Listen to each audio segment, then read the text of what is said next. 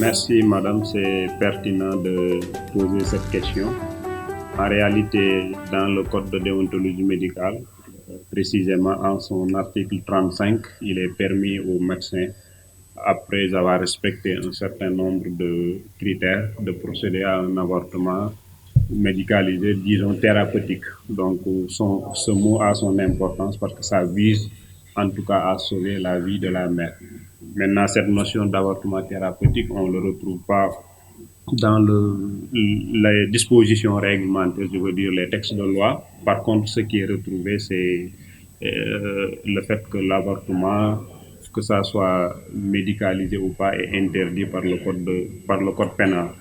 Mais peut-être on peut trouver un prétexte pour un peu l'avortement, en tout cas dans le sens thérapeutique, la non-assistance à une personne, puisque c'est la vie de la mère qui est en danger dans ce cas-là, puisque la loi nous impose de porter assistance à une personne qui est en danger. Donc, de ce point de vue, l'avortement médicalisé thérapeutique pourra trouver une base légale selon les dispositions réglementaires. Mais pour répondre précisément à votre question, l'avortement médicalisé dans le sens de l'interruption volontaire de grossesse, donc à des fins non thérapeutiques, n'est pas encore, en tout cas, il n'y a pas de disposition, c'est interdit par la loi, et aussi bien que le code de déontologie, parce que le code de déontologie parle de l'avortement médicalisé, mais à visée thérapeutique.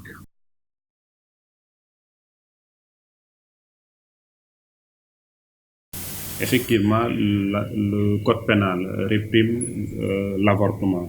Donc, en dehors du cas qu'on a évoqué tout à l'heure, dans le cas où la vie de la mère serait en danger, toutes les autres formes d'avortement sont réprimées par la loi. Donc, les sanctions sont bel et bien inscrites dans le code pénal. Donc, c'est interdit. Celui qui va s'adonner à cette pratique-là, que ça soit maintenant un professionnel ou non, que ça soit dans un cadre approprié ou non, va tomber sous les sanctions de la loi.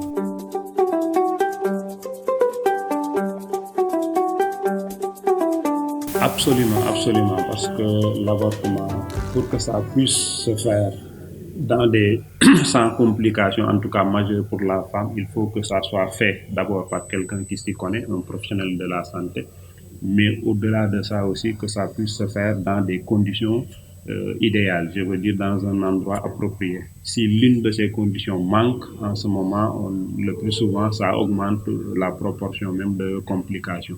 Par exemple, un gynécologue, puisque c'est réprimé par la loi, qui le fait dans la clandestinité. Donc, on suppose que peut-être les conditions, en tout cas, de réalisation les bonnes conditions de réalisation peuvent manquer. Et là, ça va favoriser vraiment la survenue de complications. Au-delà maintenant des professionnels qui le font en cachette, il y a une floraison d'autres acteurs le plus souvent qui sont peut-être des charlatans, quelquefois même des personnes qui n'ont rien à voir avec la santé, qui se sont spécialisés dans ces trucs-là. Mais comme vous le savez, c'est la porte ouverte maintenant à toutes les dérives. On a les complications qui peuvent aller jusqu'au décès le plus souvent. Ensuite, c'est ce qui est plus peut-être fatal, mais il y a les autres types de complications, l'infertilité, les hémorragies, les infections et consorts. Donc vraiment, le fait que ça se fait dans la clandestinité augmente la proportion des complications.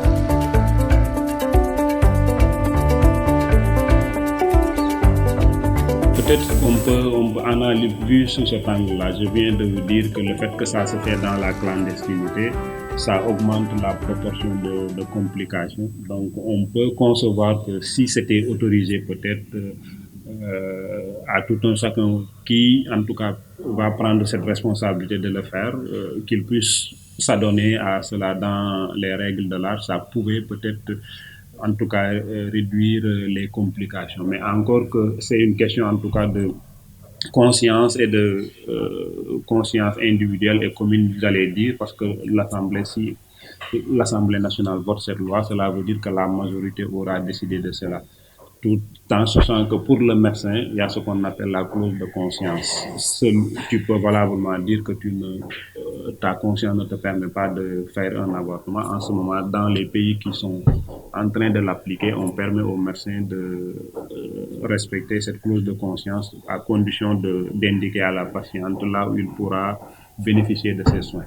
Mais pour revenir à ta question, quand on parle médecine, on sait que le fait que ça se fait dans des conditions clandestines, dans la clandestinité, augmente les complications.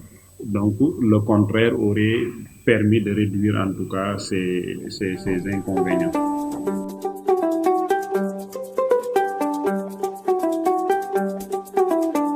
Je pense que cette question, elle est plutôt peut-être sociologique ou religieuse avant même d'être une question purement médicale ou juridique, j'allais même dire, parce que le fait, la définition du viol ou bien la confirmation d'un viol, ce n'est pas de la responsabilité du médecin, c'est au juge de dire que c'est un viol ou pas.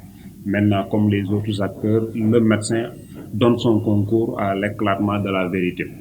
Donc, ce ne sera pas au médecin seul de pouvoir vraiment dire que cette grossesse émane de tel ou tel autre, d'un cas de viol ou d'un cas d'inceste. Je pense que c'est une question qu'il faut d'abord régler sur le plan sociétal ou sociologique avant même qu'on en vienne sur la question purement scientifique. Maintenant, si on revient sur cette question purement scientifique, effectivement, avec les tests ADN et consorts, on peut savoir qui est les ascendants d'une personne. Donc, si on fait ces tests-là, on pourra savoir peut-être, mais là encore qu'on est à l'étape de la conception. Il faudra peut-être faire des analyses très poussées, prélever peut-être le liquide amniotique et consorts pour faire ce truc-là.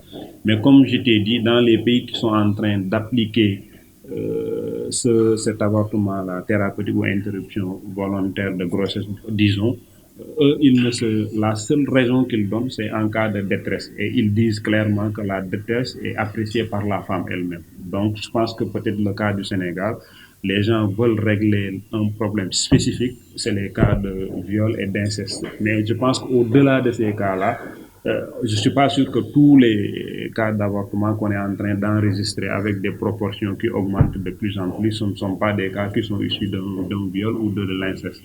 Donc je pense que s'il faut régler cette question-là, il faut aller au-delà de ces deux particularités pour voir d'une manière globale qu'est-ce qu'il faudra faire.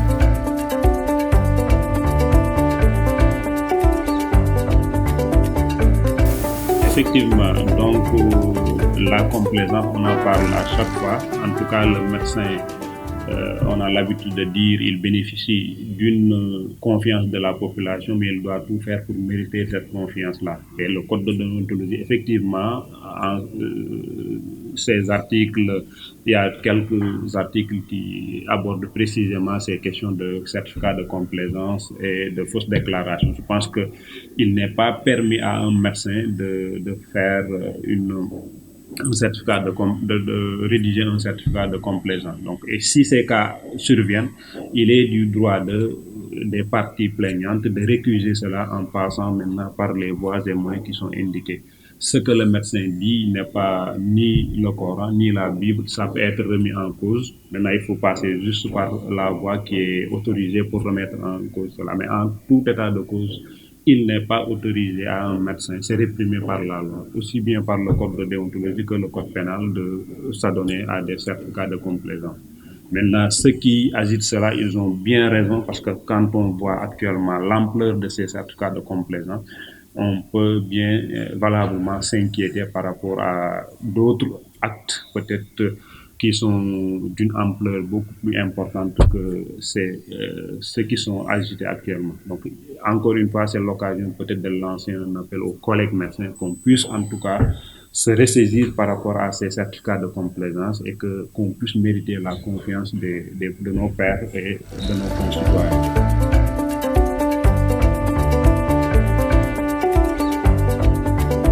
Prévoit qu'un seul cas d'avortement médicalisé, c'est l'avortement médicalisé thérapeutique, c'est-à-dire que là, c'est la vie de la mère qui est en danger. Dans d'autres pays, on dit même quelquefois s'il y a une possibilité à ce que le fœtus puisse naître avec des malformations très graves.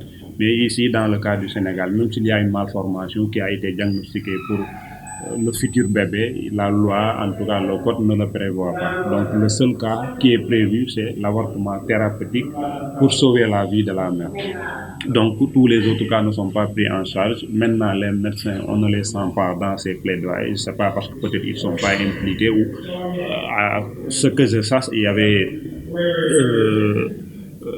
un comité ou quelque chose comme ça dans lesquels je crois savoir qu'il y avait des médecins peut-être à titre individuel ou bien l'association des femmes médecins qui s'activaient dans un comité pour vraiment faire évoluer la loi, peut-être au vu maintenant des conséquences en tout cas que causent les complications de ces avortements clandestins. Mais à titre, je sais pas, les organes comme l'ordre des médecins ou les syndicats, je n'ai pas connaissance de leur activité dans ce sens-là. Et par rapport aux difficultés dont vous avez fait de test, il y a un moment où ça concerne l'enfant issu de ces relations incestueuses. Est-ce que médicalement, l'enfant issu d'une relation incestueuse n'a pas de Euh, Peut-être dans la médecine, on ne recommande pas les mariages dans la même famille parce que génétiquement, ça peut en tout cas être un terreau fertile pour la survenue ou la manifestation de pas mal de malformations. Donc, pris sous cet angle-là, on conçoit peut-être que puisque la relation, l'enfant qui est issu d'une relation d'inceste, je pense que aussi c'est dans ce cas-là, ça peut favoriser la survenue de malformations.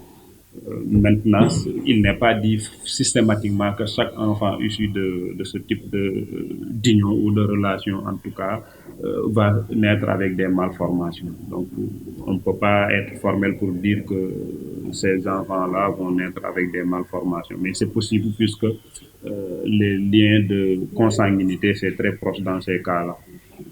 d'accord. Est-ce qu'il y a un dernier mot en guise de conclusion? Bon, peut-être le dernier mot, c'est vous remercier par rapport au déplacement que vous avez fait, mais aussi que l'effort que vous êtes en train de faire pour un peu, en tout cas, parler de ce problème qui est une préoccupation pour une bonne partie des acteurs, notamment les femmes, parce que depuis, comme vous l'avez si bien rappelé, on les suit à travers les médias qui sont en train de s'activer pour qu'on puisse faire évoluer la législation. Mais je pense qu'il est important qu'on puisse en tout cas aller dans une démarche inclusive, impliquer tout le monde et essayer d'avoir une démarche holistique parce que ce n'est pas uniquement le problème d'inceste et de viol, mais au-delà de ça, il faudra analyser froidement le problème, essayer de trouver des solutions. Donc, comme on dit, c'est un problème avant d'être un problème médical ou de santé publique, c'est un problème de société. Donc, laissons la prérogative à ces entités de la société de s'occuper de cette question-là.